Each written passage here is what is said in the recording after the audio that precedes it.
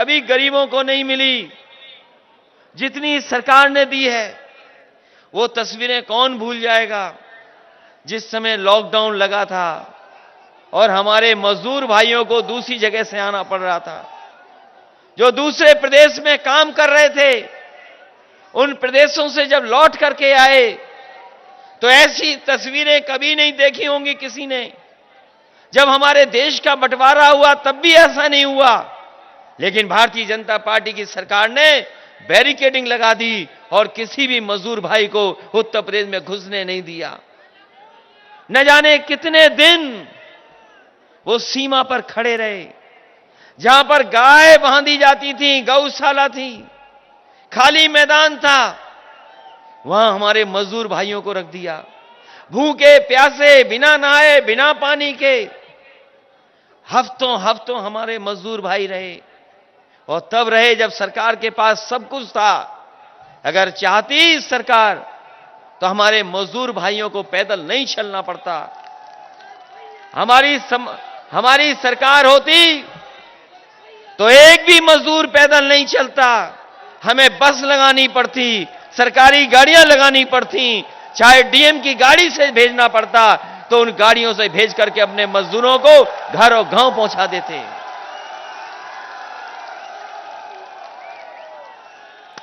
ऐसी तस्वीर और ऐसी खबर दुनिया में नहीं आई होगी जैसी ललितपुर के एक बार आई थी।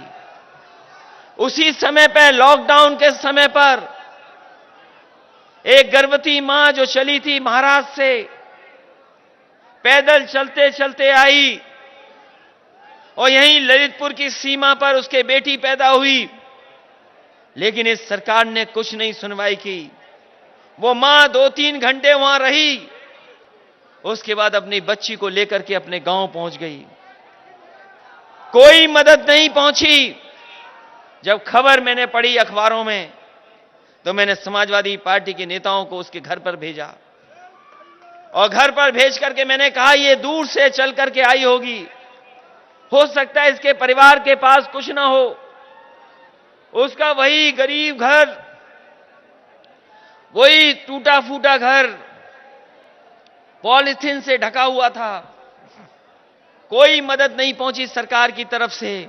अगर किसी ने उस मां की मदद की थी तो वो समाजवादी लोगों ने मदद की और 1 लाख रुपए उस परिवार को पहुंचाने का काम किया।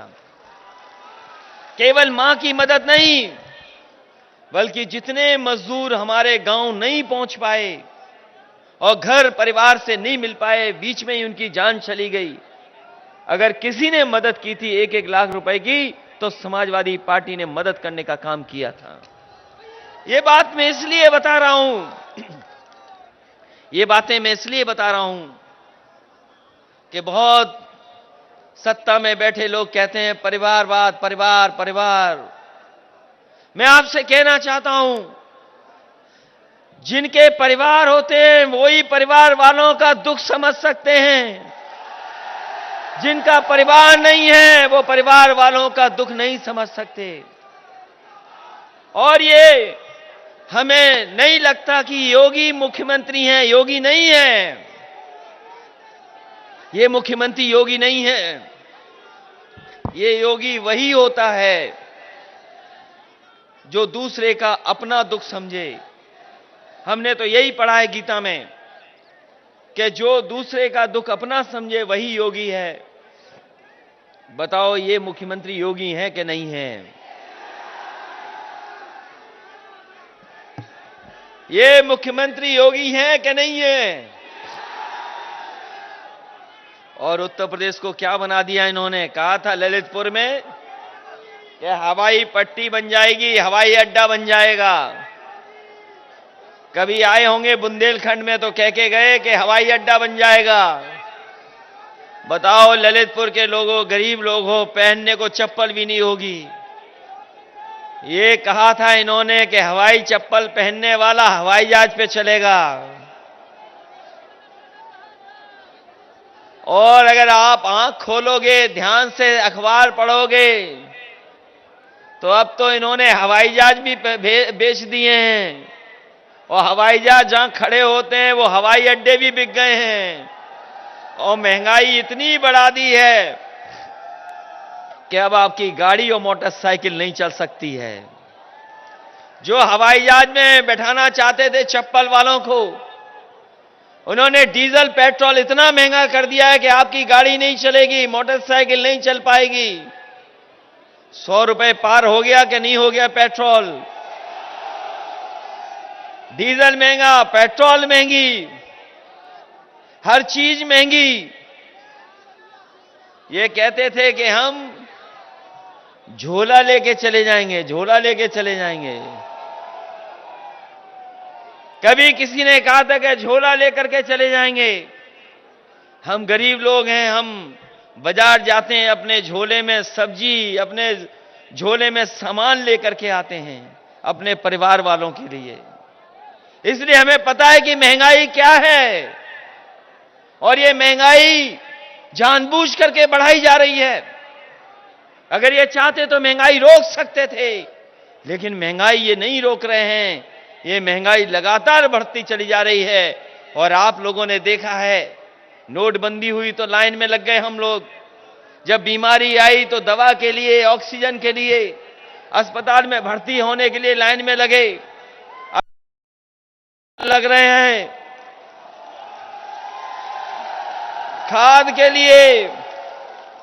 ये पता नहीं कैसे भाजपा के लोग हैं, कोई फैसला लेते हैं उसमें लाइन में लगना पड़ता है, लाइन में लगना पड़ता है, लंबी लंबी लाइनों में। नोटबंदी हुई तो बताओ लाइन में लगे कि नहीं लगे आप? और जब दवाई की जरूरत थी तो आपको लाइन में लगना पड़ा कि नहीं लगना पड़ा? और आपको ऑक्सीजन और दवाई और बिस्तर के लिए लाइन में अस्पतालों में लगना पड़ा कि नहीं लगना पड़ा? इसलिए ललितपुर वालों, मन बना लो, इस बार लाइन में लग करके एक एक वोट इनके खिलाफ डाल देना। इनकी लाइन का पता नहीं लगेगा कहां चले गए ये लोग।